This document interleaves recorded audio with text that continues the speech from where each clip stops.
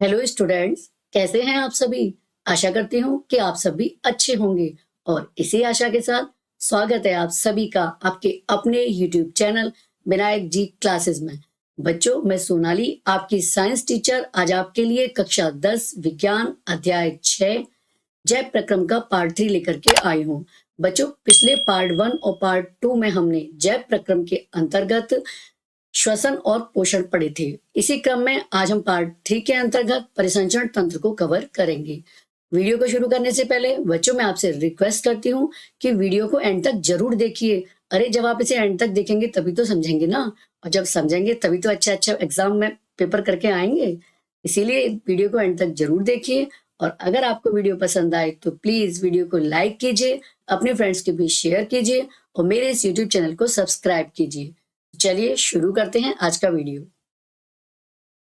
परिसंचरण तंत्र, जिसे इंग्लिश में सर्कुलेटरी सिस्टम कहते हैं। तो आज हम जानेंगे कि परिसंचरण तंत्र क्या होता है।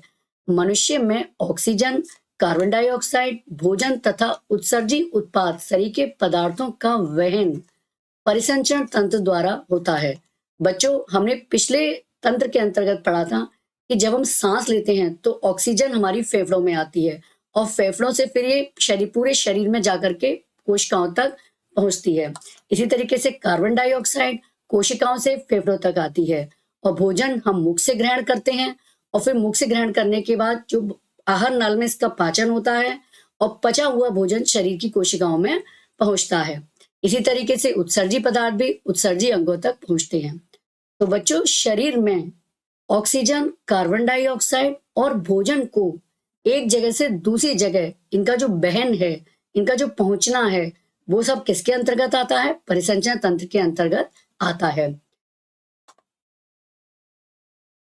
मनुष्य में परिसंचरण तंत्र, तो बच्चों, मनुष्य में परिसंचरण तंत्र के अंतर्गत हृदय, रुधिर और रुधिर वाहिनियां आते हैं। तो बच्चों, ये ऑक्सीजन, कार्बन डाइऑक्साइड और ये भोजन का जो शरीर में बहन है वो किसके द्वारा होता है? रुधिर के द्वारा होता है।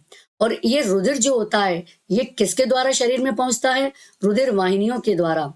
आप इस तरीके से मानिए कि आपके घर में 2 मंजिल आपका मकान बना हुआ है और हर हिस्से में पानी पहुंचाना है। तो पानी क्या है? रुधिर। और ये किसके द्वारा जाएगा? पाइपलाइंस के द्वारा। तो ये पाइप के द्वारा जाएगा पानी, और इसको आपके मकान के विभिन्न भागों तक कौन पहुंचाएगी? मोटर। मोटर ही तो इसको पंप करेगी, तभी तो ये ऊपरी मंजिल पर या फिर उसी मकान में विभिन्न भागों तक पहुंचेगा।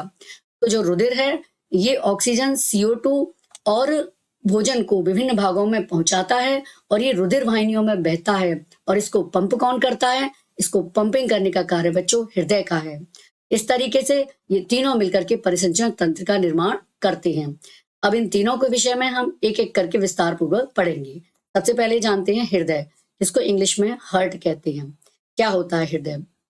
यह एक पेशीय अंग है जो मुट्ठी के आकार का होता है। तो बच्चों, हृदय का आकार कैसा होता है? मुट्ठी के आकार का। और ये कहाँ स्थित होता है? तो ये बक्ष गुहा में स्थित होता है। अब आप लोग कहेंगे ये बक्ष गुहा क्या है? हमने पहले भी आपको जब श्वसन पढ़ाया था तब भी बताया था, आज फिर बताते हैं कि जैसे ये हमारा शरीर है, यहाँ पर डायाफ्राम पर्दा था। तो डायाफ्राम पर्दे से जो ऊपर की गुहा होती है इसको हम कहते हैं बक्ष गुहा, ये। और डायफ्राम पर्दे से जो नीचे की गुहा है ये कहलाती है उदर गुहा। बक्ष गुहा में केवल 2 ही अंग स्थित होते हैं, एक हृदय और उसके दोनों तरफ एक एक फेफड़े। तो बच्चों, हृदय और फेफड़े ये दोनों बक्ष गुहा में होते हैं और बाकी शरीर के सभी अंग उदर गुहा में स्थित होते हैं। तो हृदय कहाँ पाया जाता है? बक्ष गुहा में पाया जाता है। इसमें 4 कोष्ठ होते हैं। इसमें कितने चैम्बर होते हैं? 4। ऊपर के 2 आलिंद और नीचे के 2 निलय कहलाते हैं, और प्रत्येक ओर का आलिंद अपनी ओर के निलय में खुलते हैं। ये देखिए, इसको एक बहुत सादा से चित्र के द्वारा हम आपको ऐसे समझाने के लिए बताते हैं। ये हृदय है, इसमें ये ऊपर के 2 आलिंद हैं और नीचे के 2 निलय, और ये आलिंद जो हैं ये अपनी ओर के निलय में खुले हुए हैं। और ये जो आलिंद हैं इनको हम दायां आलिंद और बाईं साइड के आलिंद को बायां आलिंद कहते हैं। इसी तरीके से निलय को दायां निलय और बाईं साइड के निलय को बायां निलय कहते हैं। अब दाएं आलिंद में दो महाशिराएं आकर के खुलती हैं और बाएं आलिंद में पल्मोनरी या फुफ्फुस शिराएं आकर के खुलती हैं। आइए इसको चित्र के द्वारा भी समझते हैं। ये देखिए, ये मानव हृदय है। ये क्या है? ये बायां आलिंद है, बायां आलिंद। और ये बायां आलिंद, इसके नीचे की साइड में बायां निलय। तो ये बायां आलिंद अपनी ओर के बाएं निलय में खुला हुआ है। इसी तरीके से ये दायां आलिंद है और ये भी दाएं निलय में खुला हुआ है। और ये बाएं आलिंद में फुफ्फुस शिराएं आकर के खुली हैं, ये देखिए। और ये दाएं आलिंद में दो महाशिराएं आकर के खुली हैं। एक ये जो ऊपरी भाग से रक्त इकट्ठा करके लाई है और एक ये वाली महाशिरा जो शरीर के निचले भाग से रक्त को इकट्ठा करके हृदय में लाई है। आलिंद की अपेक्षा निलय की पेशीय भित्ति मोटी होती है। बच्चों, आलिंद की अपेक्षा जो निलय की ये जो दीवारें हैं या जो पेशीय भित्ति हैं इनकी, ये कैसी होती हैं? मोटी होती हैं। क्योंकि अभी हम जब इसकी क्रियाविधि देखेंगे तो हम देखेंगे कि शरीर में रक्त को पंप करने का कार्य कौन करेगा? निलय। इसलिए इसकी पेशीय भित्ति कैसी होती है? मोटी होती है। आगे चलते हैं। दोनों आलिंद व निलय लयबद्ध तरीके से सिकुड़ते व फैलते हैं। बच्चों, दोनों आलिंद व दोनों निलय ये लयबद्ध तरीके से सिकुड़ते और फैलते रहते हैं। ये एक के बाद एक क्रम से सिकुड़ते हैं फिर फैलते हैं। तो इसका जो सिकुड़ना होता है इनका, वो क्या कहलाता है? संकुचन। और इनका फैलना होता है वो क्या कहलाता है? वो शिथिलन कहलाता है। तो बच्चों, जो आलिंद है या निलय है, जब ये संकुचित होते हैं जब, तो रक्त क्या होता है? हृदय से पंप होता है। और शिथिलन में रक्त हृदय में भरता है। ये 2 पॉइंट आप विशेष रूप से याद रखिए कि संकुचन में रक्त हृदय से पंप होता है और शिथिलन में रक्त हृदय में भरता है। अब आगे देखते हैं हृदय की क्रियाविधि, किस तरीके से हृदय कार्य करता है। फेफड़ों से जो शुद्ध किया हुआ रक्त होता है या जो ऑक्सीजनित रक्त होता है, जिसमें ऑक्सीजन प्रचुर मात्रा में होती है, तो बच्चों ये फुफ्फुस शिराओं, जिनको हम पल्मोनरी शिरा भी कहते हैं, पल्मोनरी, ये पल्मोनरी वर्ड जहां भी आए आप हमेशा समझ जाइए कि ये फेफड़ों से रिलेटेड है। तो जो पल्मोनरी शिराएं या फुफ्फुस शिराएं हैं, ये बाएं आलिंद में आकर के खुलती हैं और ये क्या लाती हैं?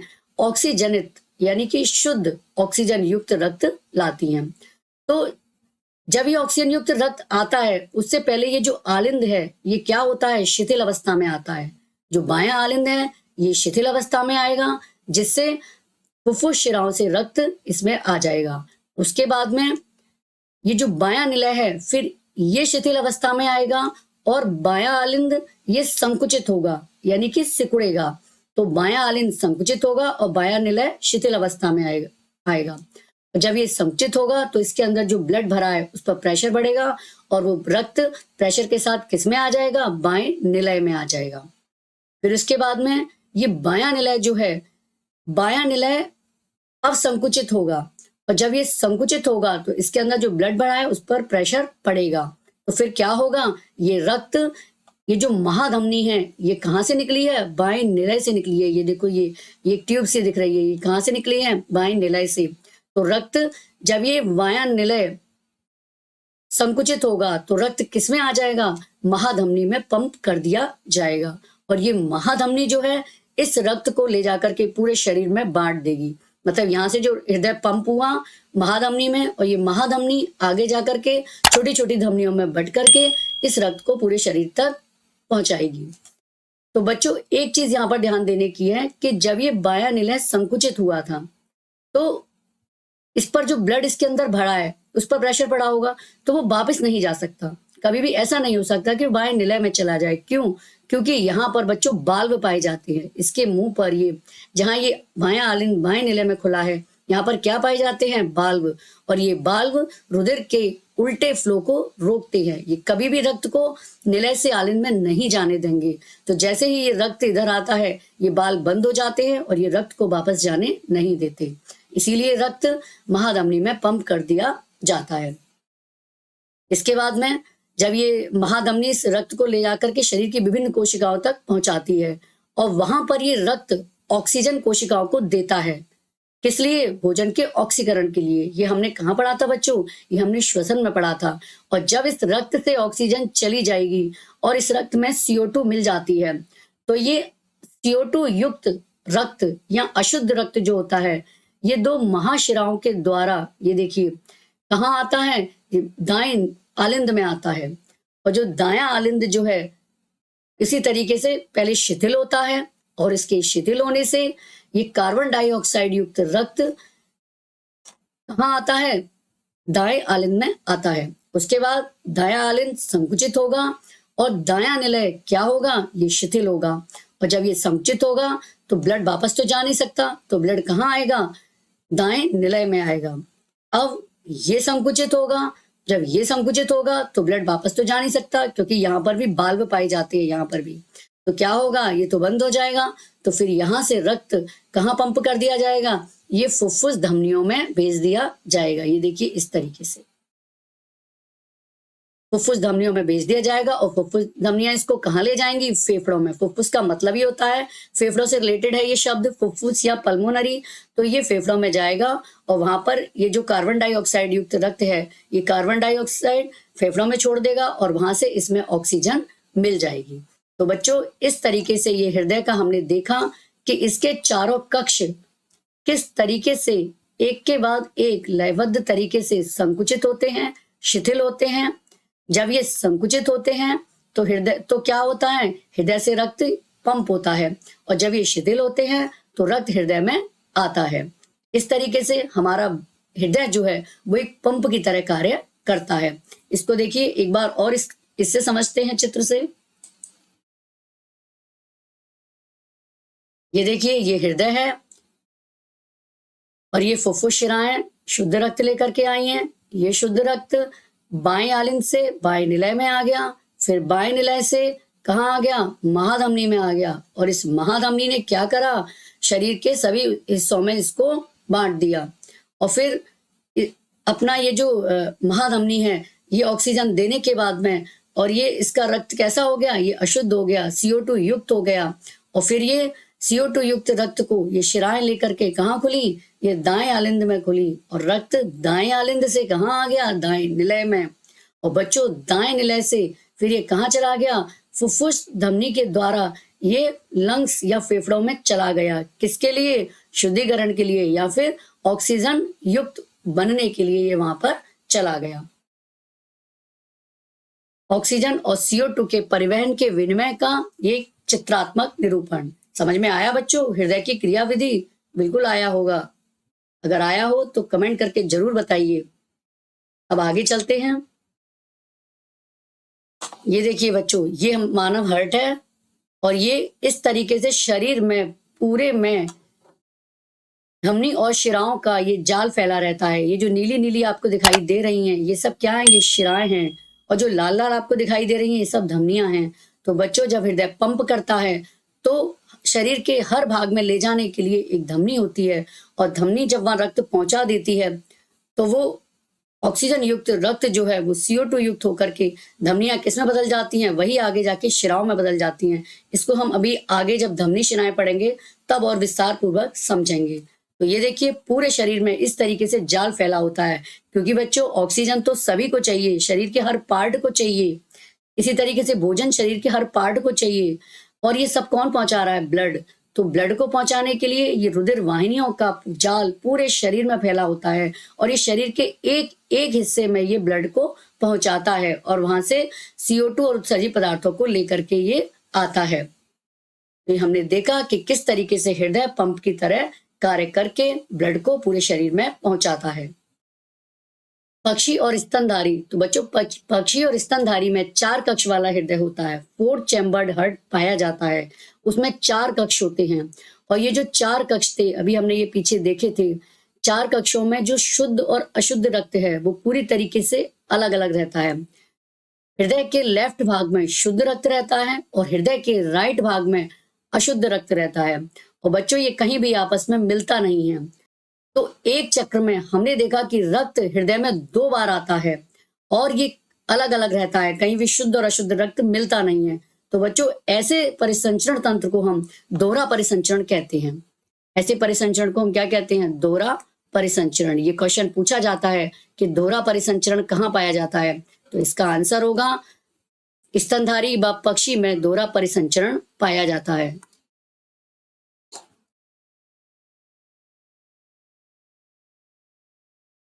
और इस दोहरे परिसंचरण या डबल सर्कुलेशन से हमें बहुत फायदा होता है। इससे हमें उच्च ऑक्सीजन युक्त या उच्च दक्षता वाला रक्त मिलता है। जो पक्षी और स्तनधारी होते हैं बच्चों, इनके शरीर का तापमान फिक्स रहता है, ये वातावरण के साथ साथ बदलता नहीं है, इसीलिए इनको समतापी कहते हैं। इन दोनों को ये समतापी कहलाते हैं और अपने शरीर के टेम्परेचर को बनाए रखने के लिए इनको उच्च ऊर्जा की आवश्यकता होती है, जो कि इस दोहरे परिसंचरण से हमको मिलती है। अतः पक्षी और स्तनधारी में दोहरा परिसंचरण पाया जाता है। इसमें उच्च दक्षता वाला रक्त जो होता है वो शरीर में पहुंचता है। अब सरीसृप, उभयचर और मत्स्य वर्ग इसमें जानते हैं। सरीसृप में अधूरे 4 कक्ष वाला हृदय होता है, यानी कि इस तरीके से देखिए, ये 4 चैम्बर्ड तो है, लेकिन जो निलय जो है इसका जो कुछ भाग है ये पूरी तरीके से अलग सेपरेट नहीं है, कुछ सेपरेट है और ये कुछ यहाँ पर मिला हुआ है। और जो उभयचर हैं जिनको हम एम्फीबियंस कहते हैं, जो जल और थल दोनों पे पाए जाते हैं, इसमें 3 कोष्ठीय होता है। उभयचर का उदाहरण कौन है? मेढक। तो इसमें कैसा होता है? 3 कोष्ठीय। ये देखिए इस तरीके से 2 आलिंद होते हैं और 1 निलय होता है, इस तरीके से। तो यहाँ पर जो अशुद्ध रक्त है वो और शुद्ध रक्त है, ये ऊपर तो अलग अलग रहते हैं लेकिन बाद में आकर के ये मिक्स हो जाते हैं। तो पक्षी और स्तनधारी में कैसा है? 4 कक्ष वाला। सरीसृप में जिसमें सर्प वगैरह आते हैं, अधूरे 4 कक्ष वाला, यानी कि निलय पूरी तरीके से दाएं और बाएं निलय अलग नहीं है। उभयचर में 3 कोष्ठीय, इस तरीके से 2 आलिंद 1 निलय। और मत्स्य वर्ग जिसमें मछलियां आती हैं, इसका हृदय 2 कोष्ठीय होता है, 2 चैम्बर्ड हार्ट होता है, जिसको हम वीनस हार्ट भी कहते हैं। वीनस हार्ट, ये पूछा जाता है बच्चों कि मछलियों का हृदय कितने चैम्बर्ड होता है, और तो हम बताएंगे कि मछलियों का हृदय 2 चैम्बर्ड या 2 कोष्ठीय होता है, जिसको हम वीनस हार्ट कहते हैं। वीनस हार्ट कहाँ पाया जाता है? ये मछलियों में पाया जाता है। तो इसमें क्या होता है बच्चों? जो रुधिर होता है वो क्लोम या गिल्स में आता है। मछलियों में सांस लेने के लिए क्या पाए जाते हैं? गिल्स पाए जाते हैं। तो रुधिर सीधे क्लोम या गिल्स में आता है, वहां पर ये शुद्ध होता है, इसको ऑक्सीजन मिलती है और ये ऑक्सीजनित रक्त जो है ये सीधे सीधे शरीर में पहुंच जाता है और शरीर से फिर ये बाहर निकाल दिया जाता है। इस तरीके से इसमें जो रक्त है वो केवल एक ही चक्र में घूमता है, ये दोहरा परिसंचरण नहीं होता, ये एक ही चक्र होता है इसमें। इस तरीके से मत्स्य वर्ग का हृदय 2 कोष्ठीय होता है, इसमें वीनस हार्ट पाया जाता है और इसका जो रुधिर है वो एक ही चक्र में घूमता है। अब हम आते हैं रक्त, जिसे इंग्लिश में ब्लड कहते हैं। तो बच्चों रक्त क्या है? ये एक तरल संयोजी ऊतक है।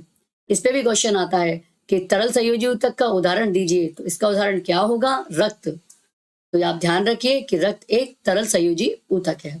तो बच्चों रक्त या ब्लड के 2 भाग होते हैं। सबसे पहला प्लाज्मा, जो कि इसका 55 से 60% भाग होता है, और दूसरा होता है रुधिर कणिकाएं, जो कि 40 से 45% भाग होता है। कि जो हमारे शरीर में बच्चों ब्लड होता है ये कितना होता है? लगभग 5 से 5.5 लीटर, 5 लीटर ही मान लेते हैं। लगभग 5 लीटर ब्लड हमारे शरीर में होता है एक स्वस्थ मनुष्य के शरीर में। तो जो प्लाज्मा है बच्चों, ये इसमें क्या क्या होता है? तो प्लाज्मा में 90% जल होता है और 10% कार्बनिक व अकार्बनिक पदार्थ होते हैं। कार्बनिक पदार्थों में क्या क्या होता है? कार्बनिक पदार्थों में प्रोटीन, ग्लूकोज, वसा, हार्मोन्स आदि होते हैं। और अकार्बनिक पदार्थों की बात करें तो इसमें कुछ आयन जैसे सोडियम, पोटेशियम आदि पाए जाते हैं। अब बात करते हैं रुधिर कणिकाओं की, ब्लड कॉर्प्यूल। तो बच्चों रुधिर कणिकाएं 3 तरीके की होती हैं, लाल रुधिर कणिकाएं, श्वेत रुधिर कणिकाएं और प्लेटलेट्स। अब आइए इनको एक एक करके समझते हैं। रुधिर कणिकाएं जो कि 40 से 45% हिस्सा होती हैं ब्लड का, ये 3 तरीके की होती हैं। नंबर 1 लाल रुधिर कणिकाएं, जिसको हम आरबीसी भी कहते हैं। तो आरबीसी कैसी होती हैं? गोल तश्तरी नुमा, तश्तरी की तरीके की होती है, प्लेट की तरीके की, और गोल भी हो सकती हैं। और इसकी सबसे मेन बात है कि इसमें केंद्रक अनुपस्थित होता है। आरबीसी में बच्चों केंद्रक नहीं पाया जाता, ये क्वेश्चन कभी कभी पूछ लिया जाता है। दूसरा, आरबीसी में हीमोग्लोबिन पाया जाता है, हीमोग्लोबिन नामक रंगा पदार्थ, और यानी कि कलर देने वाला पदार्थ। तो हीमोग्लोबिन जो होता है बच्चों, इसी की वजह से हमारे रक्त का रंग कैसा होता है, लाल होता है। और अगर जीवन काल की बात करें तो आरबीसी का जीवन काल 100 से 120 दिन होता है। मतलब ये केवल 100 से 120 दिन ही जीवित रहती हैं, उसके बाद ये नष्ट हो जाती हैं और इसकी जगह पर नई नई आरबीसीज बनती रहती हैं। इसका कार्य जाने तो बच्चों ये O2 व CO2 का परिवहन करता है। हमने जब श्वसन पढ़ा था तब वहां पर पढ़ा था कि ऑक्सीजन का जो परिवहन है वो हीमोग्लोबिन का मुख्य कार्य है। ये हीमोग्लोबिन ऑक्सीजन के साथ मिलकर के एक अस्थायी यौगिक बना रहा था, ऑक्सी हीमोग्लोबिन। और ये ऑक्सी हीमोग्लोबिन के रूप में ऑक्सीजन का ट्रांसपोर्ट कर रहा था और ये ऑक्सीजन ऊतकों में पहुंच करके या कोशिकाओं में पहुंच करके ऑक्सी हीमोग्लोबिन ऑक्सीजन और हीमोग्लोबिन में टूट जाता था और ऑक्सीजन कोशिकाओं को पहुंचा दी जाती थी और वहां से ये CO2 को लेकर के फेफड़ों तक पहुंचाता था। इसका मुख्य कार्य क्या है, O2 व CO2 का परिवहन। ये देखिए चित्र के द्वारा देखते हैं इसे। ये लाल रुधिर कणिकाएं हैं, ये देखिए ये बिल्कुल प्लेट की तरह लग रही हैं इस तरीके से।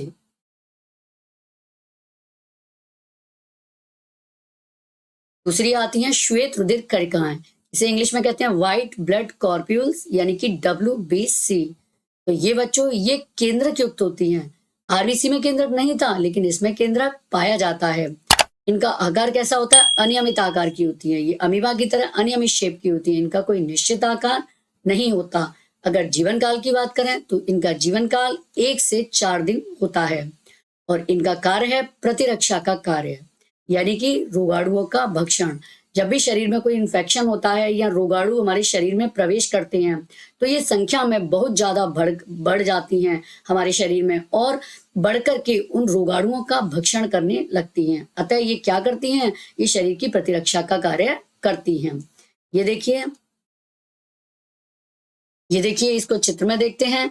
ये जो WBC है, ये देखिए ये 5 तरीके की दिखाई गई हैं। इसमें ये केंद्रक है, ये ब्लू है, ये नीला नीला, ये केंद्रक है। यहाँ पर ये 2 पिंड वाला है जो एक धागे जैसी रचना से जुड़ा है। यहाँ पर ये 3 पिंड वाला है, यहाँ पर ये गोलाकार है, यहाँ अनियमित आकार का है और इसी आधार पर ये कई तरीके की होती हैं, न्यूट्रोफिल, यूसिनोफिल, बेसोफिल और ये लिम्फोसाइट और मोनोसाइट। तो ये व्हाइट ब्लड सेल्स या व्हाइट ब्लड कॉर्प्यूल्स या श्वेत रुधिर कणिकाएं हैं। तीसरी आती हैं प्लेटलेट्स। तो प्लेटलेट्स बच्चों ये केंद्रक विहीन है और ये द्विउत्तलीय होती हैं। द्विउत्तलीय यानी कि इस तरीके से डबल कॉन्वेक्स और इनका जीवन काल कितना होता है, 10 से 12 दिन और इनका कार्य है रक्त का थक्का बनाना।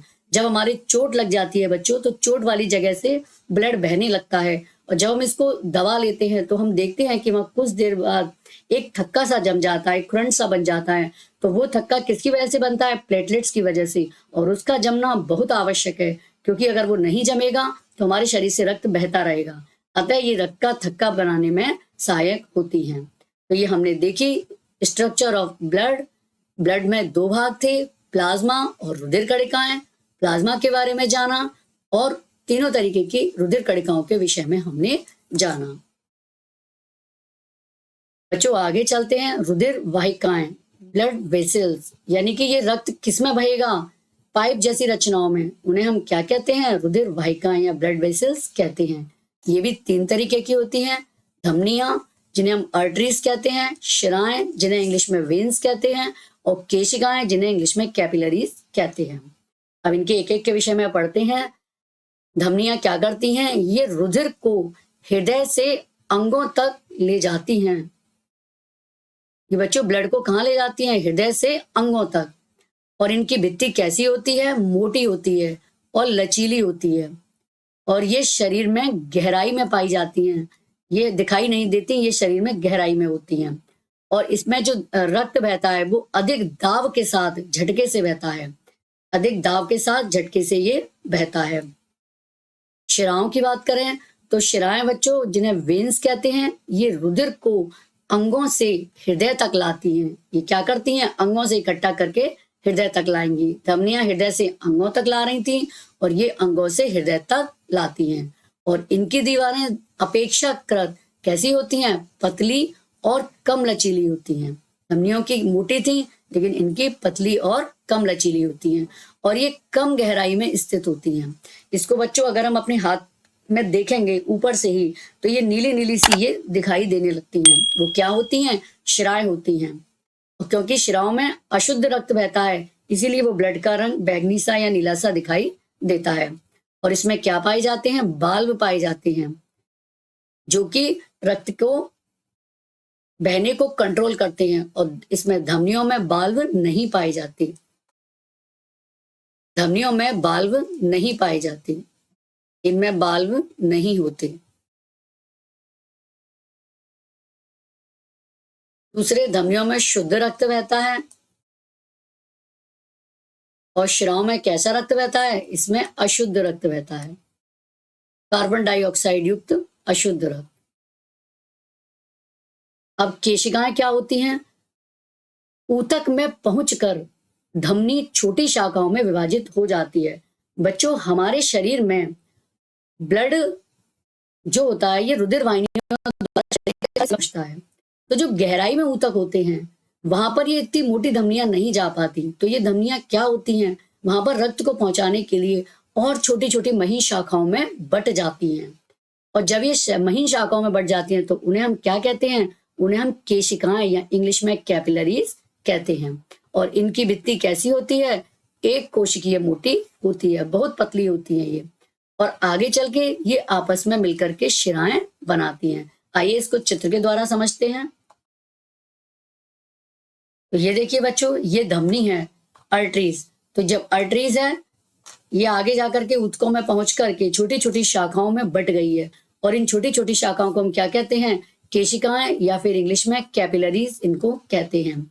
ये केशिकाओं की दीवार बहुत पतली होती है और इन्हीं पतली दीवारों से होकर के जो ऑक्सीजन है या जो भोजन है वो कहाँ पहुंचता है? वो ऊतकों में पहुंचता है या फिर कोशिकाओं में पहुंचता है। तो केशिकाएं ही डायरेक्ट ऑक्सीजन को और भोजन को कोशिकाओं में पहुंचाती हैं। और जैसे ही इससे ऑक्सीजन चली जाएगी ऊतक में, तो बच्चों क्या होगा? ये जो शुद्ध रक्त था ऑक्सीजन युक्त, ऑक्सीजन चली गई और CO2 इसमें आ गई। तो जो ऑक्सीजन युक्त रक्त है, अब ये ऑक्सीजन तो इसमें कम हो गई, अब ये अशुद्ध हो गया। तो देखिए फिर ये अशुद्ध रक्त युक्त ये नीली नीली पड़ने लगी। और यही केशिकाएं, फिर इनकी शाखाएं जो हैं ये आगे जाकर के मिल करके क्या बना लेंगी? शिराएं बना लेंगी। तो धमनियों का एंड कहाँ होता है? केशिकाओं में। और शिराएं किससे शुरू होती हैं? केशिकाओं से। ये जो केशिकाएं हैं ये आपस में मिलकर के शिराओं का निर्माण करती हैं। अब आते हैं रक्त दाब, जिसे इंग्लिश में क्या कहते हैं? Blood pressure. कहते हैं बीपी हाई हो गया, ब्लड प्रेशर हाई हो गया या ब्लड प्रेशर लो हो गया। तो आइए समझते हैं क्या होता है रक्त दाब। रुधिर वाहिकाओं की भित्ति के विरुद्ध जो दाब लगता है उसे रक्त दाब कहते हैं। बच्चों, ब्लड जो है ये हमने देखा कि रुधिर वाहिकाओं में बहता है, धमनी और शिराओं में बहता है। तो ये जो उनकी दीवारों पर जो दाब डालता है उसे हम क्या कहते हैं? रक्त दाब कहते हैं। यह दाब शिराओं की अपेक्षा धमनियों में बहुत अधिक होता है। धमनी के अंदर रुधिर का दाब निलय प्रंकुचन या संकुचन के दौरान जो दाब होता है बच्चों, वो क्या कहलाता है? प्रंकुचन दाब। मतलब जब निलय संकुचित होता है, सिकुड़ता है, उस समय जो धमनी की दीवारों पर ब्लड का दाब लगता है उसे हम प्रंकुचन दाब कहते हैं। और निलय अनुशीतलन के समय जो धमनी के अंदर दाब लगता है उसे हम क्या कहते हैं? अनुशीतलन दाब कहते हैं। तो प्रंकुचन दाब सामान्यतः कितना होता है? 120 मिलीमीटर मरकरी। और अनुशीतलन दाब कितना होता है? ये 80 मिलीमीटर मरकरी होता है। अतः ब्लड प्रेशर को किस तरीके से लिखते हैं? 120/80, यानी कि 120 प्रंकुचन दाब और 80 अनुशीतलन दाब होता है। और जब इससे ये बढ़ा या घटा आता है, बढ़ जाता है, तो हम कहते हैं ब्लड प्रेशर हाई है। और इस रेंज से जब कम आता है तो हम कहते हैं ब्लड प्रेशर लो है। ये देखिए इस तरीके से ये आपने देखा होगा कि डॉक्टर इस तरीके से ये नापते हैं। ये देखिए इसको इस तरीके से हाथ में पहनाने के बाद में फिर इससे पंपिंग से ये पंप की जाती है और इसमें ये एयर भरी जाती है इसमें। और एयर भरने के बाद में फिर इससे इसको नापा जाता है।